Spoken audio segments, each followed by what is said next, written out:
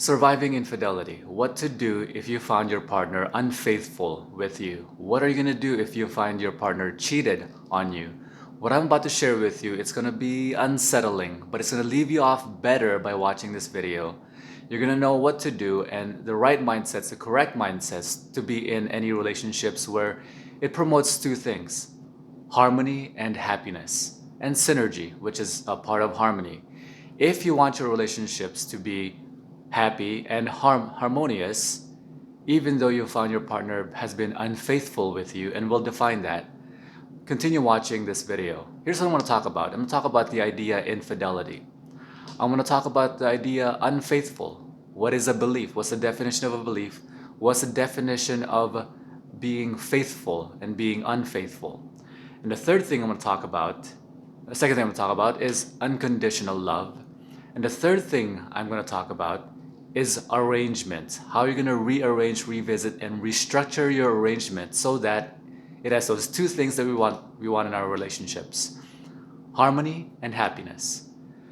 The two fundamental things that's worthwhile for any relationship to pursue, to have, to keep, is if it promotes, it facilitates happiness and harmony. What is the reason for you to even consider wanting to stay in an arrangement where your partner has cheated on you? The only reason is that if it facilitates happiness and harmony on both sides. Why both sides? Why not only your side? You're the one who got cheated on, right? Well, you want to promote happiness on all sides, everybody involved in the party, because if any person is unhappy in the party, if any person has to continually pretend to be someone they're not in the relationship, if someone can't be themselves in the relationship, if someone cannot pursue their happiness and freedom and betterment and actualization in the relationship, you're gonna suffer as well. You're not gonna have a happy relationship unless the arrangement has nothing to do with each individual's happiness, but more for wealth gains, for financial reasons, for different arrangement reasons other than love. So let's begin with the number one I'll talk about. Number one, infidelity comes from the word infidel, which is a non-believer, someone who does not have faith in the religion. Relationships has a tremendous religious history, and so we're gonna divide it up so that you have a better understanding about relationships. Let's divide it up into this. What is a belief? You've heard me say this before. A belief is any idea which you have an emotional investment in. A belief is any idea that you have an emotional investment in, which is why people who have belief in something have a tremendous bias about something. When you believe things about somebody, someone, your friend, you believe them. It's any idea which you're emotionally invested in them, in other words, which makes you biased towards them. Which is why in influence we teach that if you want to influence other people, get them to like you. And so do the things that get people to like you, and they will have a bias towards you, which is a sort of a manipulation, but we're doing it every day. You're doing it every single day. You're manipulating every day. How can you be more effective in your influence? Faith is any belief which requires no proof and in fact denies evidence. Faith, remember, is any belief which requires no proof and in fact denies evidence. And when you provide somebody who has faith with proof, they become stronger in their resolve about their faith, because any idea you throw at them just strengthens the resolve that, hey, this is just testing my faith. So what is it to be unfaithful and what is it to be faithful? Faithful originally means that they won't cheat on you. That's the context that most people understand it in. But if you look at it, the actual definition of faith, to have faith and to have unfaith, it's actually, the way I put it in my relationships is that if someone has faith in me in my relationships, they have faith, they believe in me without necessarily requiring proof. So what is it that they can rely on me upon? What is it that anyone can have faith on me upon The only thing that people can have faith on me upon, a belief which requires no proof, is that I promise them, and they can always rely on, without requiring proof, that I will always pursue my self-interest.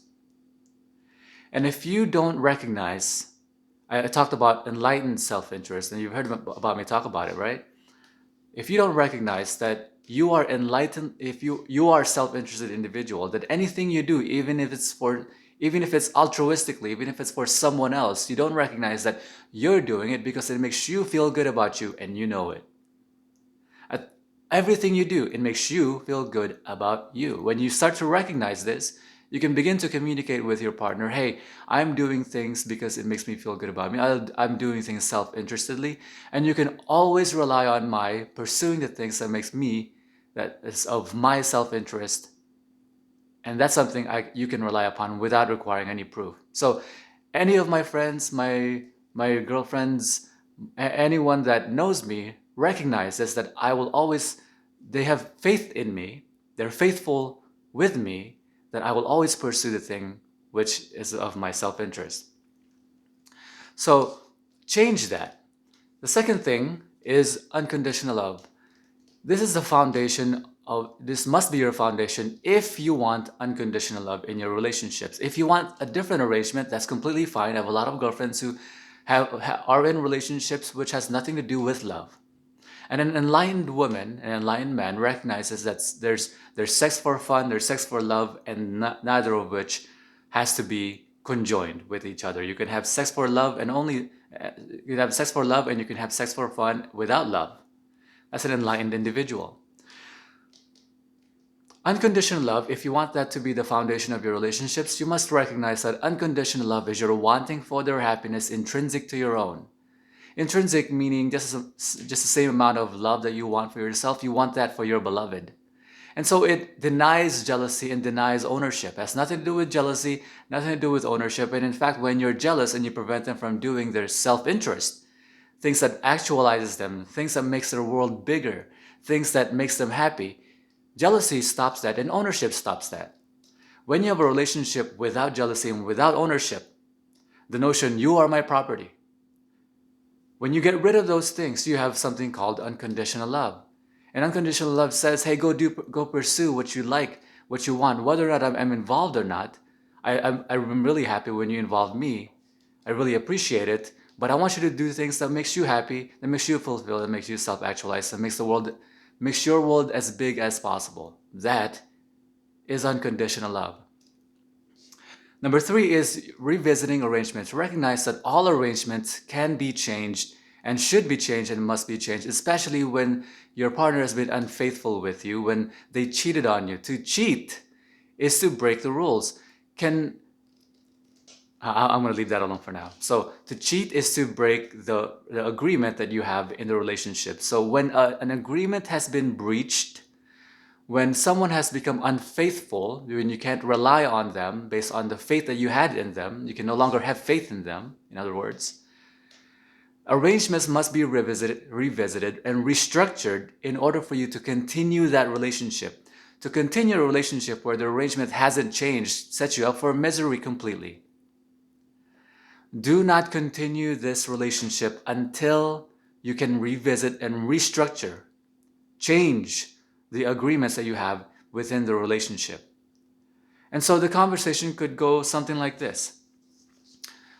Hey, so number 1 is you've grown in intimacy. You want to iterate that you've grown in intimacy and you've known more and more about them, and you've recognized that they like certain things that doesn't necessarily, that the relationship agreement, the relationship entity doesn't necessarily facilitate their happiness. And so you want to change that and say, hey baby, I love you and I want you to be happy and I want you to pursue the things that are best for you, whether or not I'm involved or not. And because there are things that we can... I just noticed my tree. Somebody put the tree back in place. All right, going back. So we've grown in intimacy and now we know each other better. Now that there's some things that we must arrange in our relationship so that we can, each individual contained within this party can pursue the things that is a benefit for them, their self-interest, and makes them happy and makes our relationship harmonious and happy.